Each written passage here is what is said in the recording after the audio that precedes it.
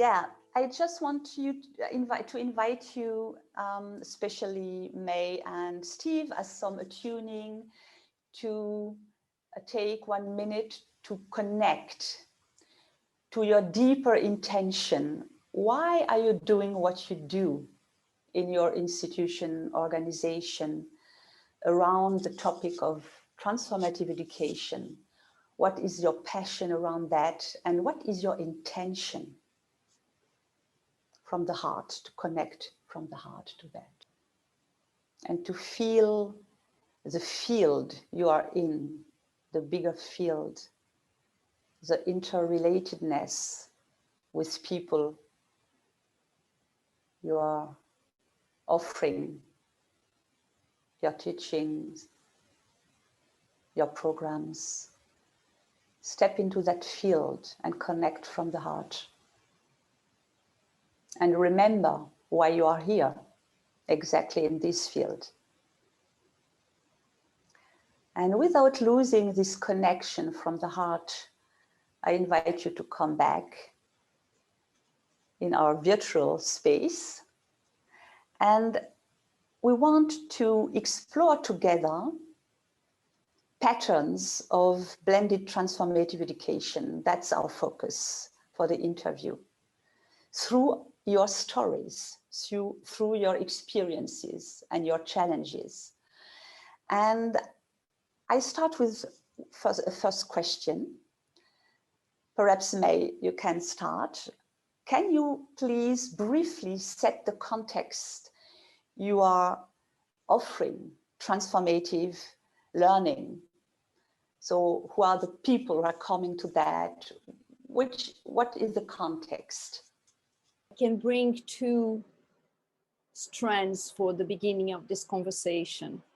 One that is related to edge, and the other that is connected to cultural landscapes. I am an edge worker in the ecotone context of the word, which means when forest means savanna, you create this transition zone that has species from forest, from savanna, and also you create special conditions for new species to come. And therefore, edges are places of great diversity and potential. So the work that I do in education and the institutions that I represent are always at the edge of society, at the edge of ecosystems, but at the same time takes in consideration the cultural landscape, which again is another concept that takes in consideration the fact that cultural landscapes is a dance between the humans and the ecosystem. So we're working in the edges, but also we are working with cultural landscapes. And within these two concepts, we currently have a portfolio of working in 55 countries. So the edges change, the cultural landscapes change, but one of the principles that I have adopted since the very beginning as a student of Paulo Freire is that the only thing you do as an educator is to create the space for the learning environment to happen. So I guess these are the beginnings of I would say the first trends for the conversation. So Steve, can you tell us the context you're offering your programs? Okay, so firstly, currently I'm not offering programs, I'm facilitating systems and processes for others to offer programs and to evolve the programs they're currently working on and their experience and then on the next step that we need.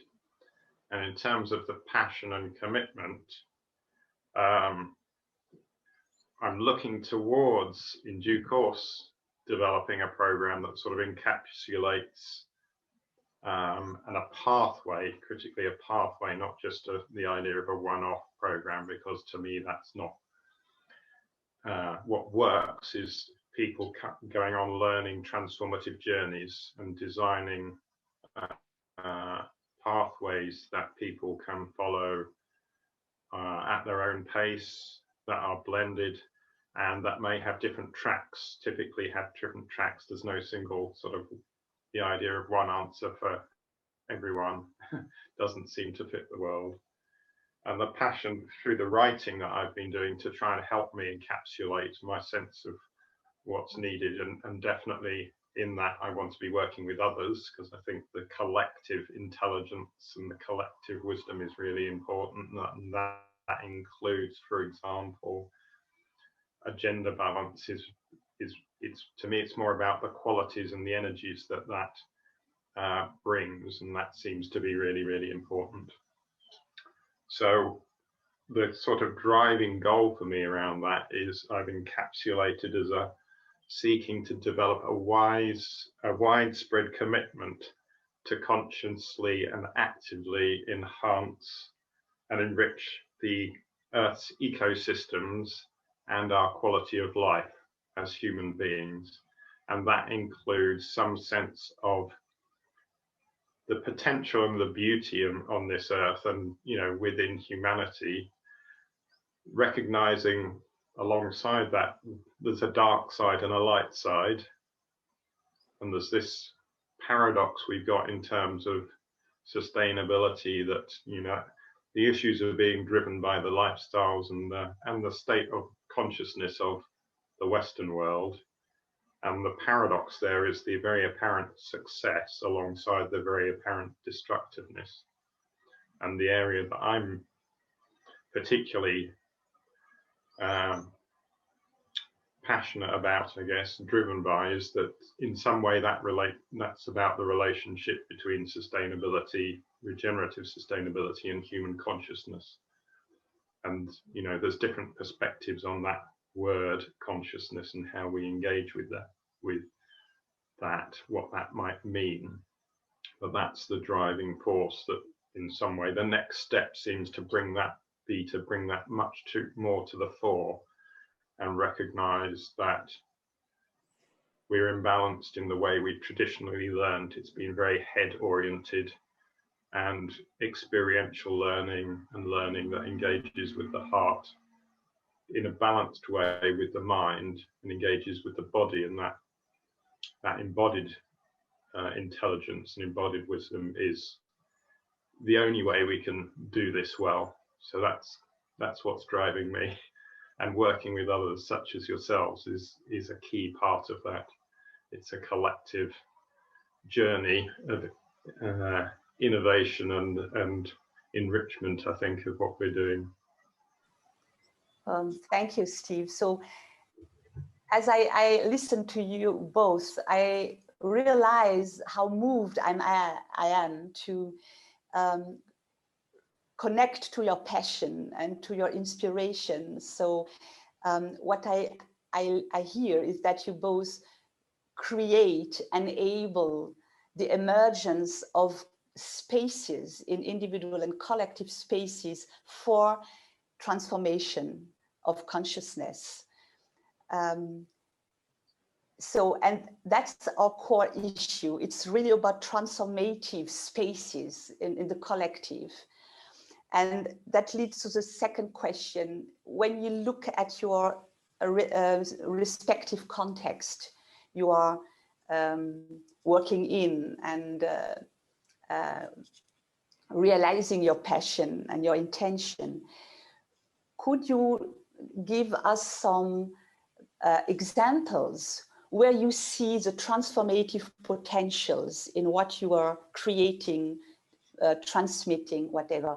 What could be some transformation elements where you see, yes, that brings to some enlargement of consciousness, and to an opening, at least, to an opening for the next step in people and in collective, next step to evolution?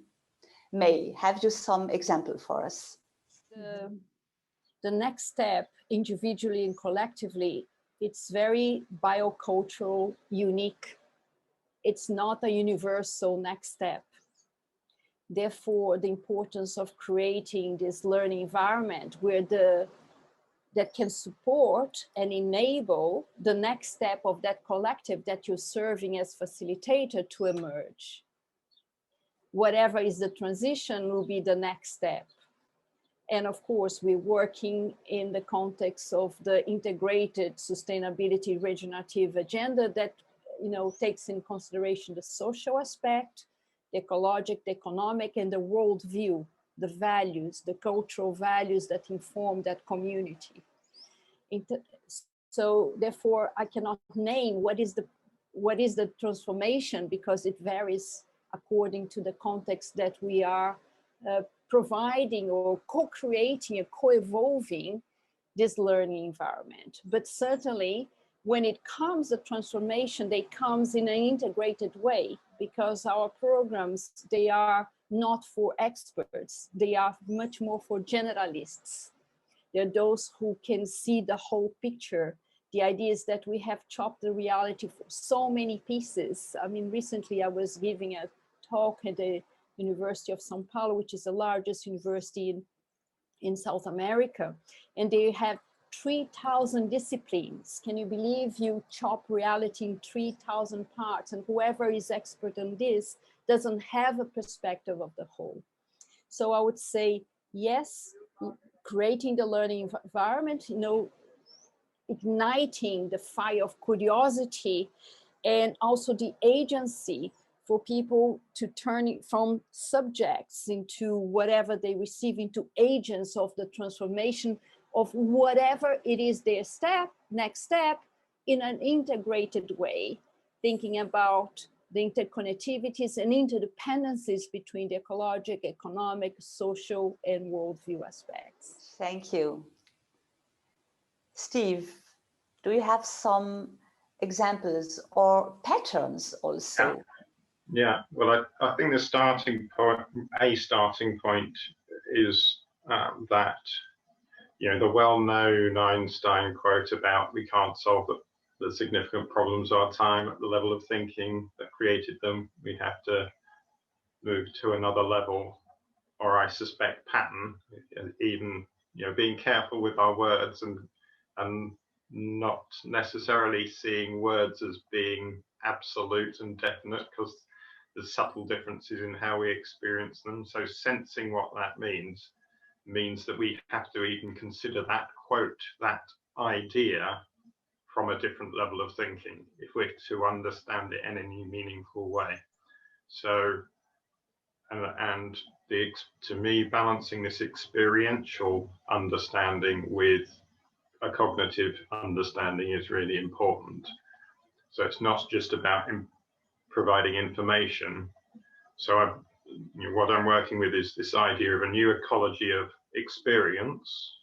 So for transformative journey learning, we know that new experiences help create those opportunities for transformation. So by being clear that by developing a new ecology of experience, that then will lead to a new ecology of understanding. And then that in turn leads to a new ecology of thinking and action. Because at the end of the day, we're seeking people to behave differently, to act differently, and that to come from being informed, but also feeling different about their relationship with the earth and other humans and themselves. So that to me is about certainly very much in alignment, of course, with what May's saying, that that's an individual process, but also it makes a big difference when people are on their individual journeys with others, so that they've got support mechanisms. So at the moment, working with the idea of the label that I've been using with a colleague is a journey of being. And so being groups that are about going on this journey of being, which is consciously about saying, right, we don't know what this is going to be like, but we need to experience new things that create this different pattern of understanding and thinking and action. And that, for example, deep connection with nature we know is important.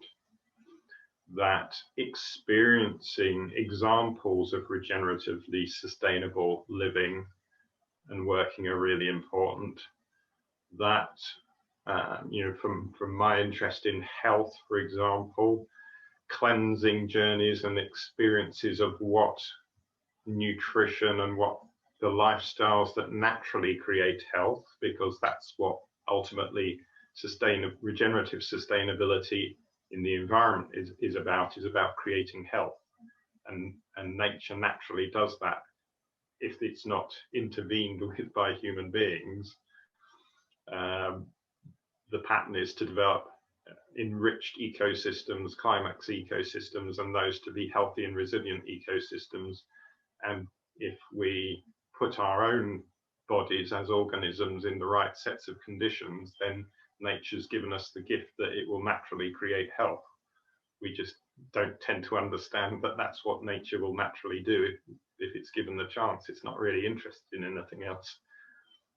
So those are examples of, you know, things like being barefoot for a period of time is a great way for people to connect with the earth in a different way and just to experience things differently. And then again, in the circles that Paul is working with, practices like mindfulness and meditation that create altered states of experience. You know, I think having different ways in which people can get out of their normal patterns of thinking, there's a variety of ways to do that.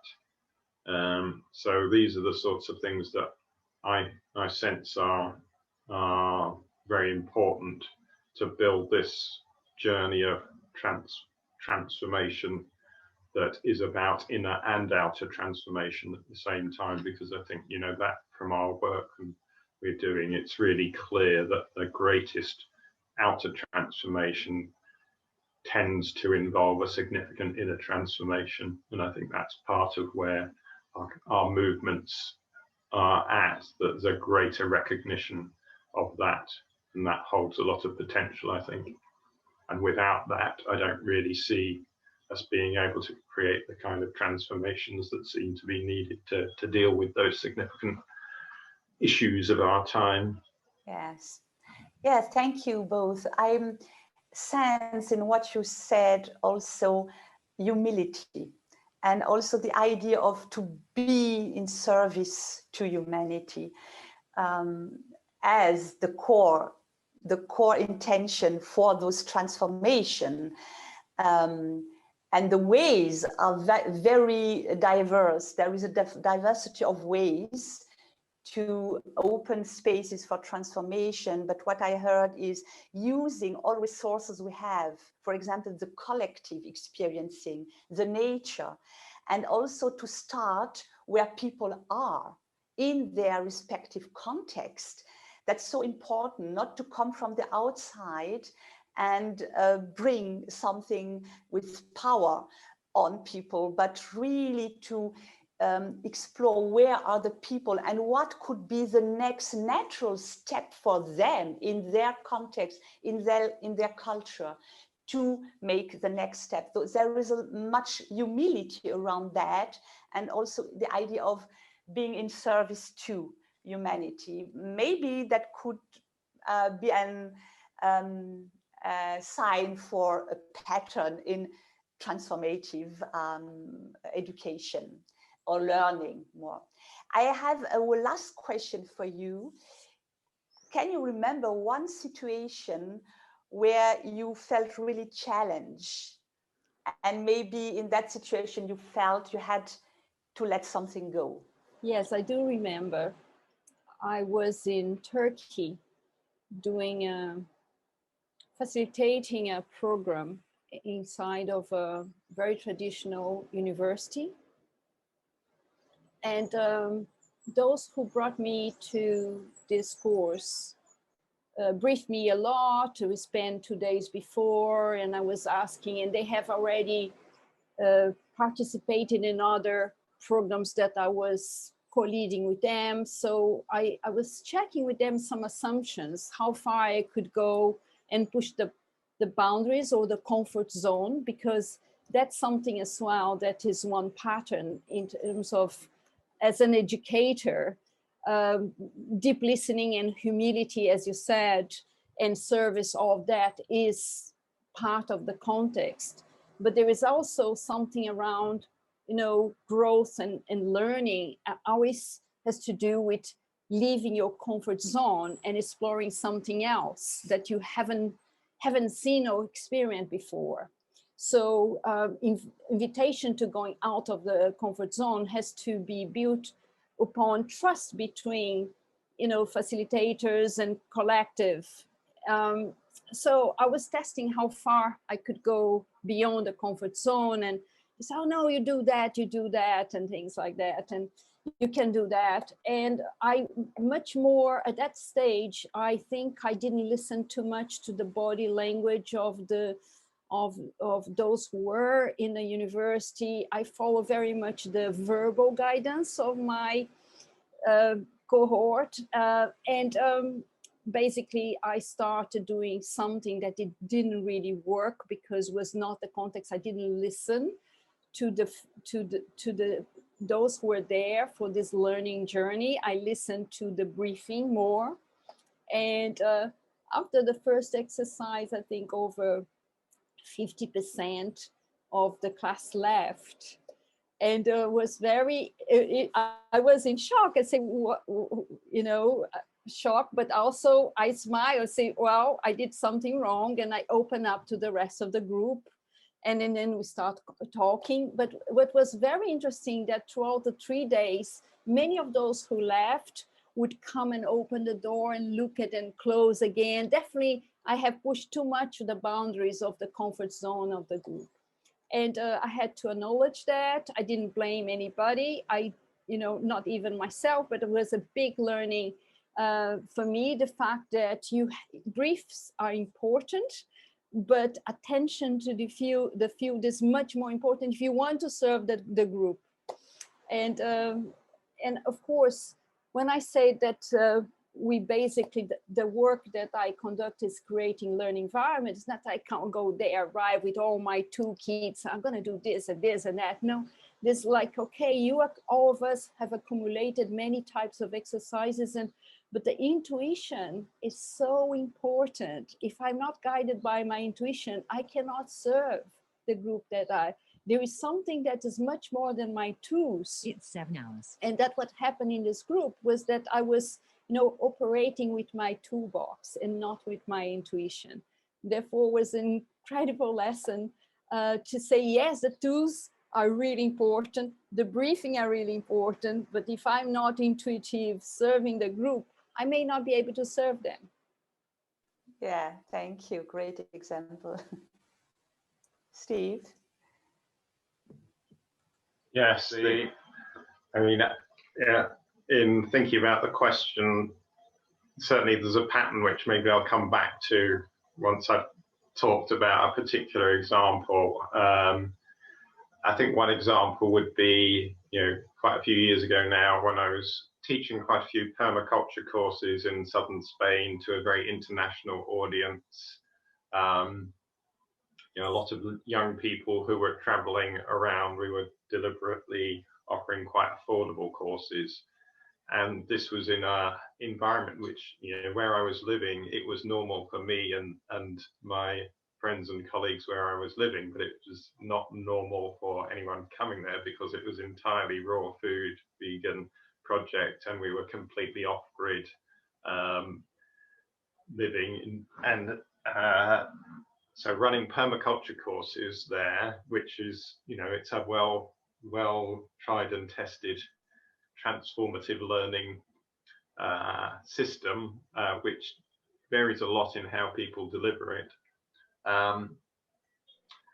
The people were undertaking that not only were they undertaking that course, but they were undertaking it in quite a interesting, challenging, different environment that was generally very new to the people coming there. So they had an extra bunch of things to process and experience, generally cleansing in terms of adapting to the diet, as well as doing this permaculture course, which is very often, it's a lot of experience, a lot of information coming in. We use all sorts of creative teaching techniques and different, engaging with different sort of learning modalities. And a core part of that is to undertake a design exercise, a main design exercise, which is spread over a series of days and typically working in small groups. So you've got group interaction.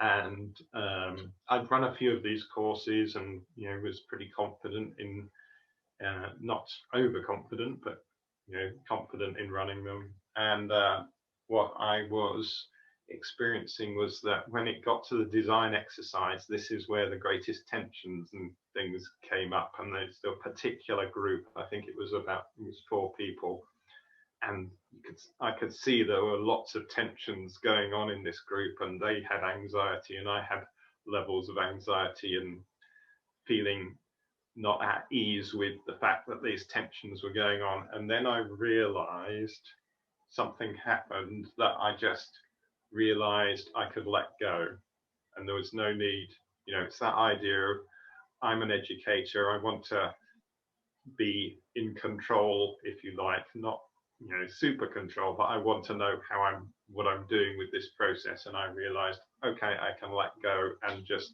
see what happens. And they went through, you know, the common kind of pattern that I'm sure all familiar with, the Scott Peck model of forming, storming, norming, performing happens, and it consistently happens in those kind of exercise, that they went through this storming phase. They came together, started exploring what they were doing, finding out they didn't agree, and all these tensions came out, and then they decided they'd break down their tasks and do them individually and then come back together and see what, and essentially they then got into that norming phase, and then they really started performing and came up with a great design, as well as a great experience of going through that process of getting through the challenge and then coming together and seeing that despite the challenge, or even partly contributed to by the challenge, they could produce this great result. So that changed my experience of delivering permaculture courses and anything else. That, okay, if there's a bit of storming going on, that's really interesting, and I can relax and let that happen, not be, you know, still be responsible about my role in holding the situation, making sure it doesn't get out of hand in any way, but recognizing that those times of challenge are often really, really crucial for more significant transformative experiences. And so for me, when I come in up against those situations or they're going on, my pattern is just to recognize I can't understand what's going on. It's all too complex. So that part of me that wants to understand and wants to sort of manage the situation, just let go, going into a sort of empty space of sort of taking a step back, rather than, like May was saying, diving into, oh, what tool can I use now? Actually, a lot of the time, a really valuable tool is just to step back and let things be, and then see what might be needed. So that's, you know, an experience that I had, which definitely has been very, very useful in my own transformative journey.